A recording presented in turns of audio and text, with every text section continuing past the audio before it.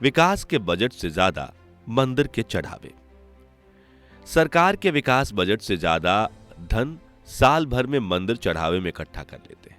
1 लाख करोड़ रुपए की संपदा वाले भी कई मंदिर हमारे यहाँ हैं।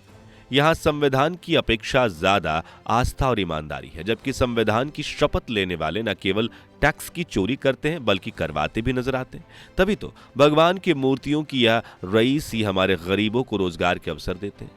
लेकिन लिखने पढ़ने पर अथाह खर्च के बाद भी संविधान रोजगार की गारंटी नहीं देता। शायद बेरोजगारों की उपहास ही उड़ाती है।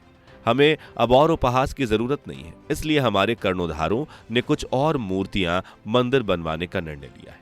मोदी जी का बनवाया सरदार पटेल का स्टैचू दुनिया में सबसे ऊंचे स्टैचू का खिताब हफ्ता भर भी नहीं संभाल पाया और पर्यटकों की भीड़ और टिकट के आय ने व्यापारिक सफलता के झंडे गाड़ दिए। जो लोग अब तक 3,000 रुपए करोड़ की लागत से कल कारखाने लगाने की सोचते थे, उन्हें लगने लगा है कि क्यों ना 3,000 रुपए करोड़ से ज्यादा की लागत लगाकर सरदार पटेल की स्टैचू से भी ज्यादा ऊंची मूर्ति का निर्माण किया जाए, जिससे कि व्यवसाय में जोखिम अनिश्चितता की संभावना ही ना हो। अब तो योगी जी अयोध्या में भगवान राम का उससे भी बड़ा स्टैचू बनवाने जा रहे हैं। दुनिया भर में ऊंची इमारतें, पुल, सड़कें बनाने की प्रतियोगिता है, मगर अब देश में मंदिर और मूर्तियों में भी प्रतियोगिता है। तेरी बनाई हुई मूर्ति मेरी मूर्ति से बड़ी कैसे? हम राजा महाराजाओं की तरह मूर्तियां बनवा रहे हैं। अब ये मूर्तियां और कुछ काम करेंगी अथवा नहीं, मगर साउथ में चुनावी बेला पर नेताओं के कटआउट के साइज की जंग को उसके छोटे होने का एहसास जरूर कराएंगे।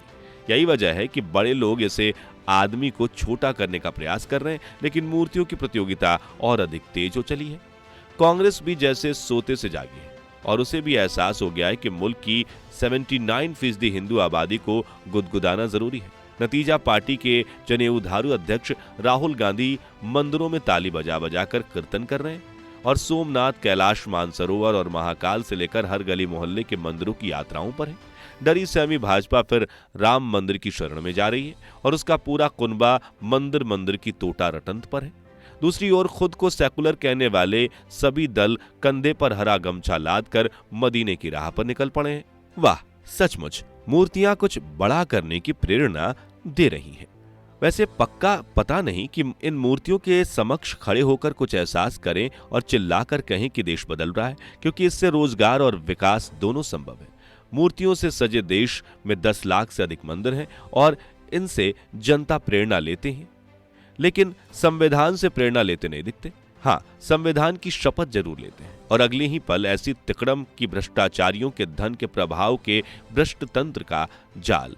टीवी चैनलों पर इनके खरीदे हुए कई लोग जो भ्रष्टाचारियों के झूठ को महिमा मंडित कर प्रचारित करते रहते हैं।